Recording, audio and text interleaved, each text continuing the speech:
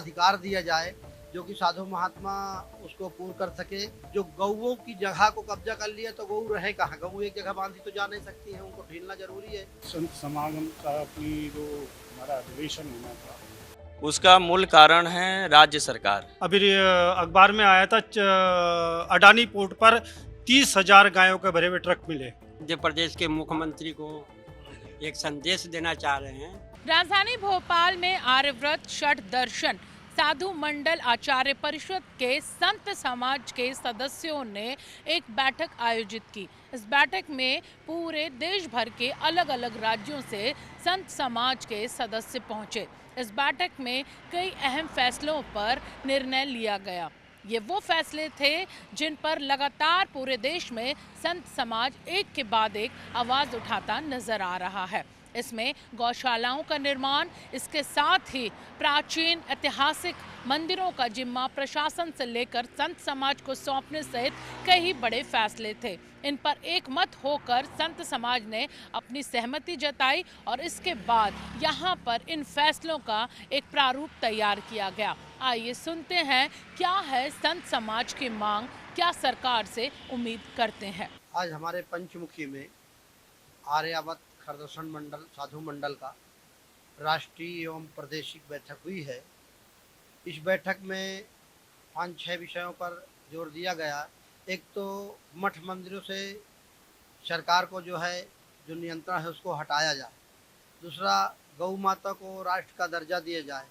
तीसरा, संतों की समस्या जो है उस पर विचार किया जाए। और चौथा ये है कि जहाँ पे किसी तरह का विवाद हो रहा है या कुछ हो रहा है उसमें गवर्नमेंट को कहा जाए कि भाई साधु महात्माओं का वो अधिकार दिया जाए जो कि साधु महात्मा उसको पूर्ण कर सके। उस गवर्नमेंट जैसे वक्फ बोर्ड है तो वो अपना करता है, हमारा मठ मंदिर का अलग हो जिससे हम लोग जो है उस पर विचार करें और उस पर फैसला ले सकें। अभी आपने देखा कि वहाँ पे तिरुपति बालाजी में वहाँ ईसाई को अध्यक्ष बनाए हैं। अब जब इतने बड़े संस्थान में ईसाई को अध्यक्ष बना देंगे तो वो मांस मदिरा तो मिलाएगा, मुसलमान को अध्यक्ष बना देंगे तो मांस मदिरा तो मिलाएगा। तो हमारे मठ मंदिरों से महंत श्री महंत ये परंपरा को, गुरु शिष्य परंपरा को हटा के जो मठ मंत्री सरकारी, सरकार तो कुछ जानता नहीं, पैंट शर्ट वाले हो, उन्हें क्या मालूम कहाँ क्या नियम है। और जहाँ सरकारी मठ नियंत्रण में हुआ है साधु हमारा एक रोटी भी नहीं पा सकता है। तो हम लोग सोच रहे हैं कि ऐसा कुछ हो कि सरकार से ये नियंत्रण हट के और हमारे सनातनी में आए तो वो उसका महत्व तो समझेंगे। असल में ये गो तब सुरक्षित रहेंगी जब इनकी जो गोचर भूमि है वो तो सरकार ने कब्जा कर लिया, पट्टा बना के सबको दे दिया। जो गऊओं की जगह को कब्जा कर लिया तो गऊ रहे कहाँ, गऊ एक जगह बांधी तो जा नहीं सकती है, उनको ढीलना जरूरी है। तो पहले मठ गऊओं की जो चरोकर भूमि है वो मुक्त कराई जाए सरकार से और सरकार उसमें विषय दे।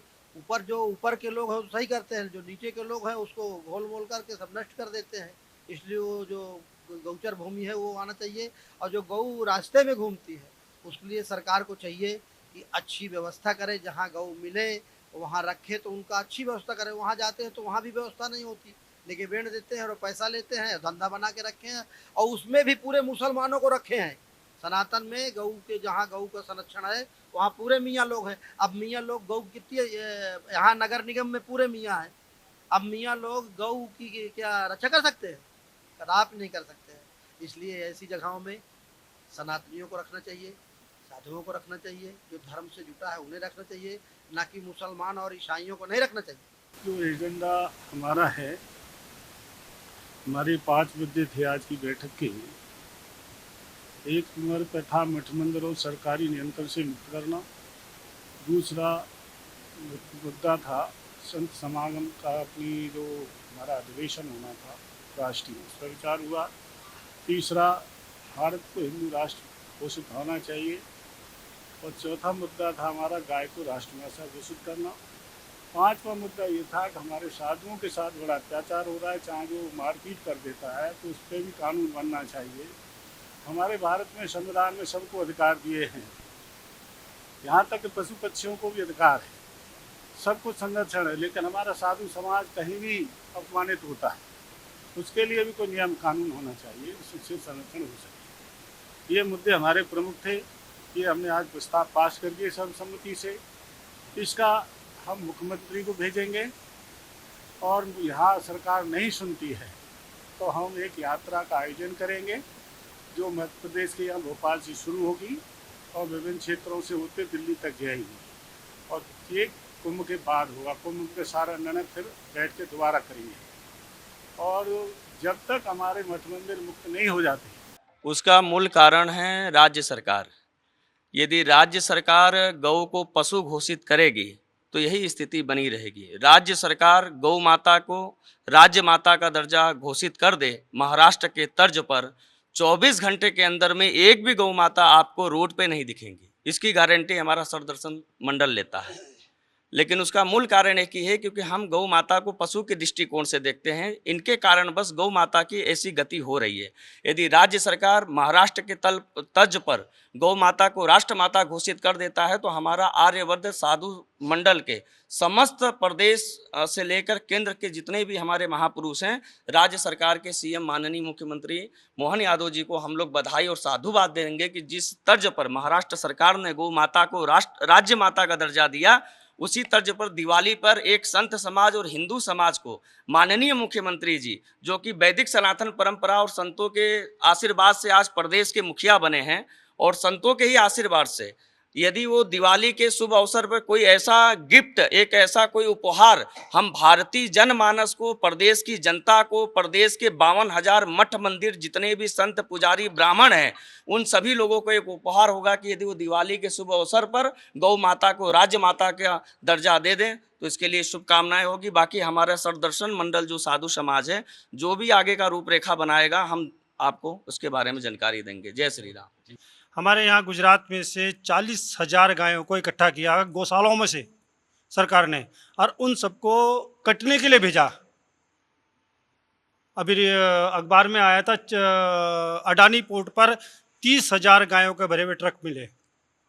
और ये किस कारण हुआ? केवल महात्माओं को कमज़ोर करके, महात्माओं की ज़मीनों को कब्जा करके, उन पर अपना आधिपत्य स्थापित करके उनको गौशाला से खाली कराना। एक महाराज ने गौशाला खोल रखी थी रोड पे ही, है सरकारी ज़मीन थी सर। पहले जितने मंदिर बने थे सब सरकारी ज़मीन पे ही बने थे। अब वो सरकारी 98 में गुजरात गवर्नमेंट ने वो जो सरकारी मंदिरों की ज़मीनें थी सब खत्म कर दी, और मंदिरों को पे कब्जा करना, गौशालों पे कब्जा करना। उन पे अगर मंदिरों के अंदर गायें रहेंगी तो गायें सुरक्षित रहेंगे। अगर मंदिरों के अंदर गायें नहीं रहेंगी तो घरों में तो आपको पता ही है, दूध के लिए गायें पालते हैं, निकाल के बाहर करते हैं। इसलिए जितने से ज़्यादा हो मंदिरों को ज़मीनें दें गौशाला पालने के लिए। मंदिर जो है, महात्मा अपने लिए भीख मांगता है, वो गायों के लिए मांग के खिलाएगा। वो अपना भूखा रहेगा लेकिन गायों को जरूर खिलाएगा। हमारे यहाँ गौशाला है और उसमें कभी 40 गायें हैं, लेकिन एक भी गाय दूध देने वाली नहीं है। 4 साल से गौशाला चलाता हूँ, 40 गायें हैं, उसमें एक भी गाय दूध देने वाली नहीं है। और सब गायें ऐसी हैं जो रोड पे से जिनको कसाई लेके जाते थे, कसाई छुड़ा के लाया हूँ मैं, और रखी हैं। इसलिए मेरा तो एक सरकार से एक ही निवेदन है कि भाई खाली मंदिरों को गायों को पालने के लिए गोचर की ज़मीन दे, जिससे कि गौ माता को सुरक्षित कर सके। मध्य प्रदेश के मुख्यमंत्री को एक संदेश देना चाह रहे हैं कि केवल हिंदू मठ मंदिर पर सरकारी नियंत्रण है, अन्य धर्मों पर नहीं है, मुस्लिम पर नहीं है, ईसाइयों पर नहीं है, चर्च पर नहीं है। हिंदू धर्म के मंदिर पर क्यों, हिंदू धर्म मठ मंदिर पर क्यों? आपके माध्यम से, चैनल के माध्यम से हम मुख्यमंत्री को एक संदेश दे रहे हैं कि जल्द से जल्द हिंदू मठ मंदिर को सरकारीकरण से मुक्त कराए, नहीं तो हम लोग एक बहुत बड़ा आंदोलन करने के लिए तैयार हैं। संत समाज की इस बैठक में सर्वसहमति से फैसला लिया गया है कि जो निर्णय इस बैठक में लिए गए हैं उनका एक प्रारूप तैयार किया जाएगा और इसे पीएम तक को सौंपा जाएगा। और अगर जल्द ही उनकी इन मांगों का निराकरण नहीं करती है सरकार, संत समाज की इन मांगों को अगर नहीं मानती है तो संत समाज सड़क पर उतरेगा। और उन्होंने चेतावनी देते हुए साफ कर दिया है बिल्कुल कि हम अपनी मांगों को लेकर अब ना सिर्फ धरना प्रदर्शन करेंगे बल्कि अब तब तक लड़ाई सरकार से करेंगे जब तक उनकी ये मांगें मानी नहीं जाती।